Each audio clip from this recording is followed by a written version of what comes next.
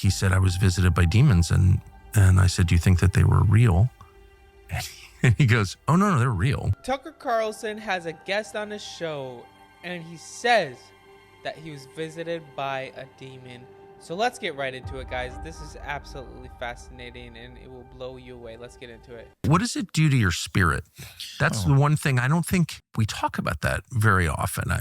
I was on opioids for 1 day for back surgery a few years ago, and not enough to get dependent. But the first thing I noticed was it transformed me inside. Mm-hmm. Like it crushes your spirit. Mm-hmm. That's 1 day of it. And you were on it for how long? Years. You're definitely not the same person. You know, it's linked. I have read, I don't allegedly, also linked to this suicide epidemic. Of course. I mean, it makes you a different person. And I try to be very careful about not pretending to be more pious than I am, but I do believe in spiritual war. And I do think that there is really something to ingesting stuff like that. I mean something real, not just some chemical changes in your head. I couldn't agree more. Can you flesh that out a little bit? Well, yeah, I think you should be very careful tempering with like allowing things into your body. You know, the term spirits, that originated because it was, my understanding of this is that term came from people thought you were putting spirits into your body. Of course. And you probably are. Now, you're speaking of liquor, alcohol. Right. Yeah. Well, there's absolutely no question. So opioids are just that in a different form is what I would think. And yeah, for drugs, 100%. Like this is something that will open yourself up to the spiritual realm. And I think it really just causes you to be more influential, to be attacked by demonic entities. 100%. Like everything's not just chemical. I believe that. Some things are, but not everything. So it's important to realize when he says taking this could open yourself up to some messed up places. So opioids are just that in a different form is what I would think. And you know, people get mad at me for this, but I think the same thing about other drugs. Like if you're communicating with some entity because of something you've taken, I think I would take that pretty seriously because you probably people are. hate it when you say that. I've done those drugs, so I feel like I have as a child. So I feel like I have some authority on it.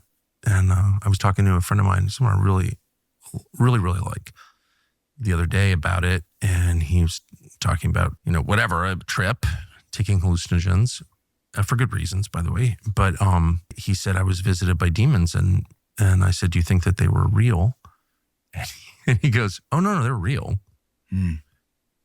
I try not to be a judger because I have no basis for judging other people, period. Mm-hmm. However, I wanted to say, well, if you think they're real, then maybe don't have them at all. Like, that's not good. That's scary. It's really scary. It's terrifying, yeah.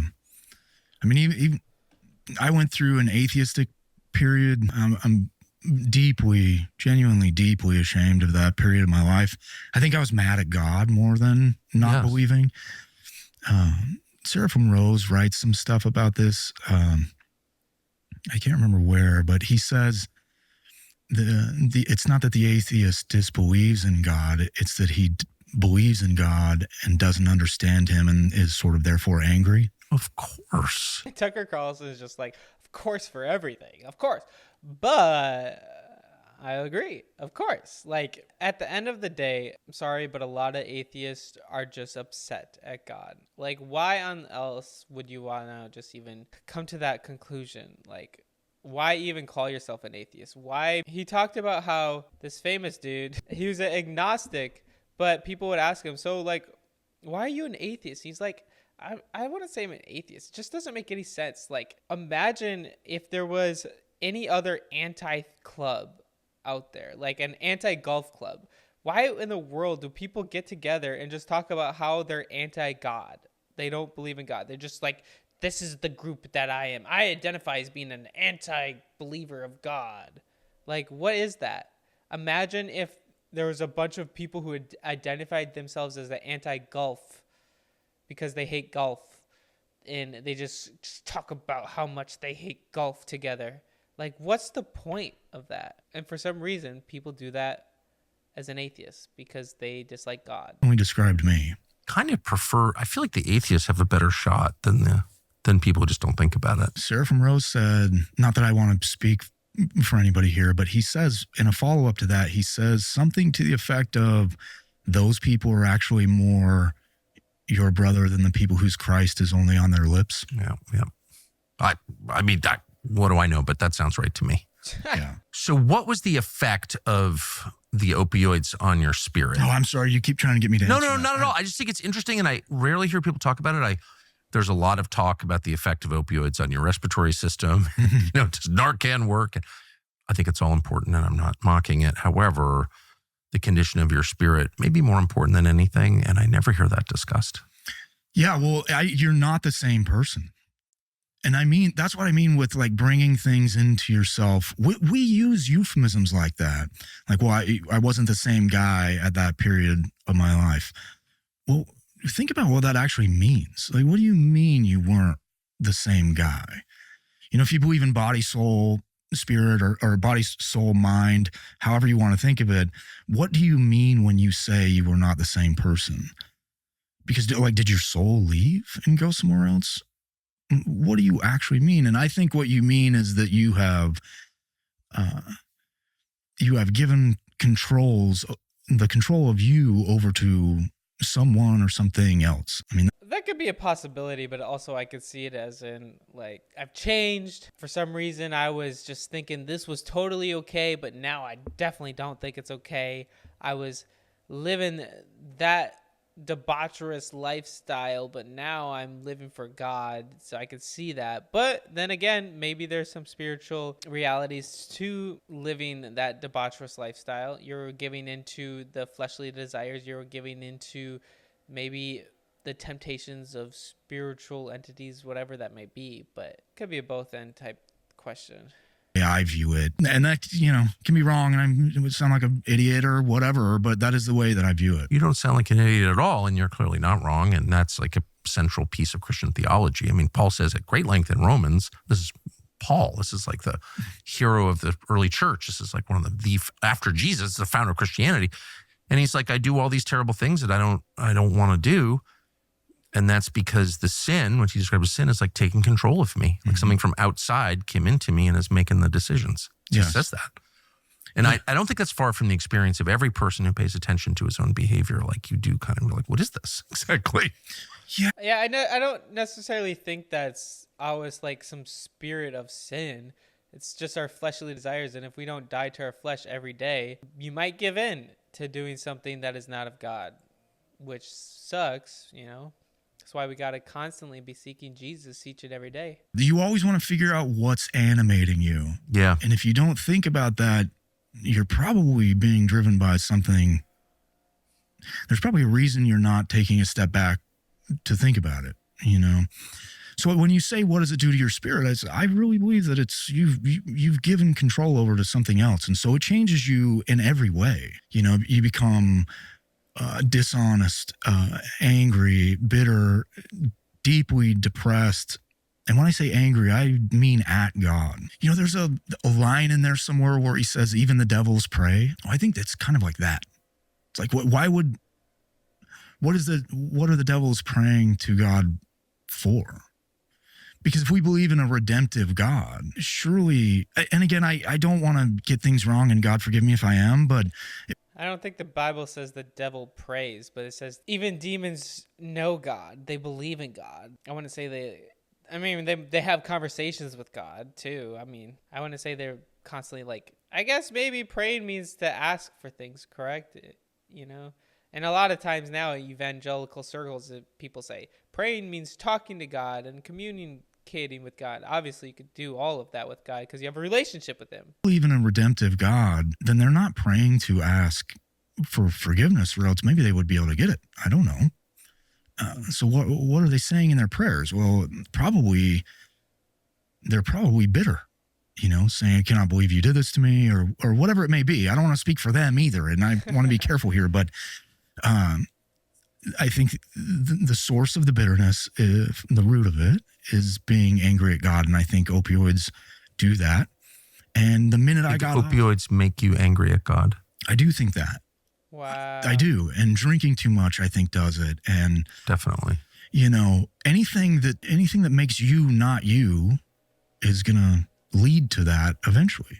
In fact, like all sin, they say, again, I don't want to pretend to know things because I don't. But I think that the end result of all sin is ultimately anger at God, and what you're mad about is knowing what you have done, you know? Man, this guy's cooking. Like, he's speaking from experience. Yeah, he doesn't know everything, but it's not just anger, it's pride.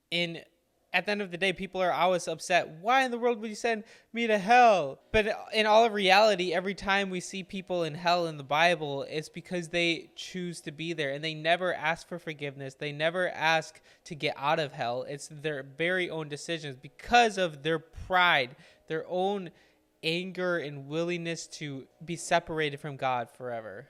That's what I think. So getting off of those. Let me just add a vehement amen to that. I totally agree. Thank you. And I don't understand anything either, that's for sure. And may I be punished for pretending I do, because I don't.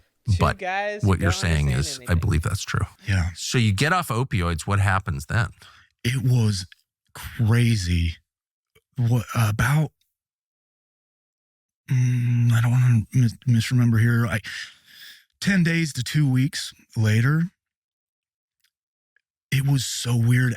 Genuinely felt like a cloud had been lifted from my vision. Like the world felt and looked different to me 2 weeks later.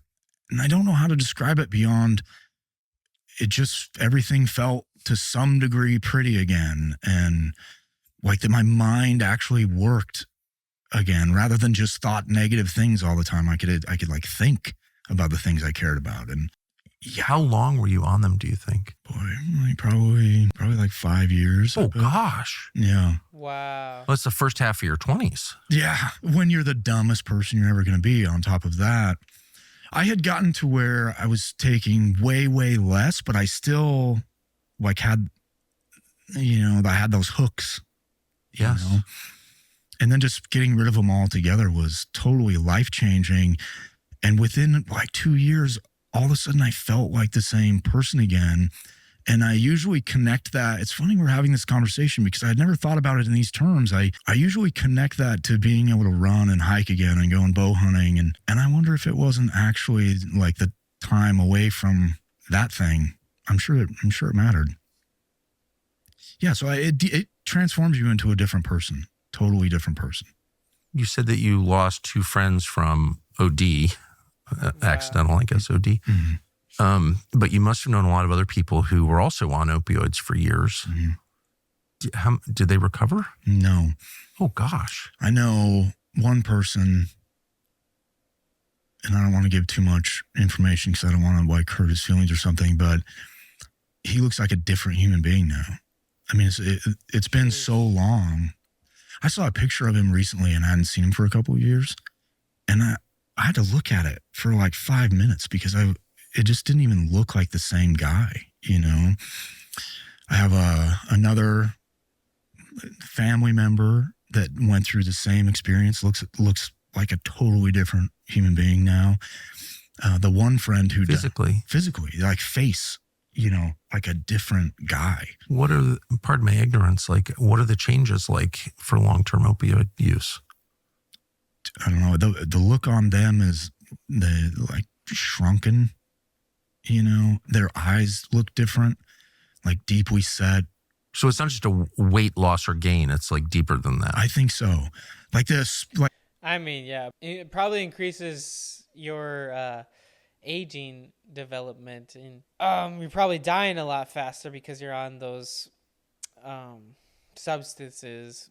So guys, like if you ever are tempted to fall into temptation in any way, resist it, guys. I promise you it will be the best decision you could ever make.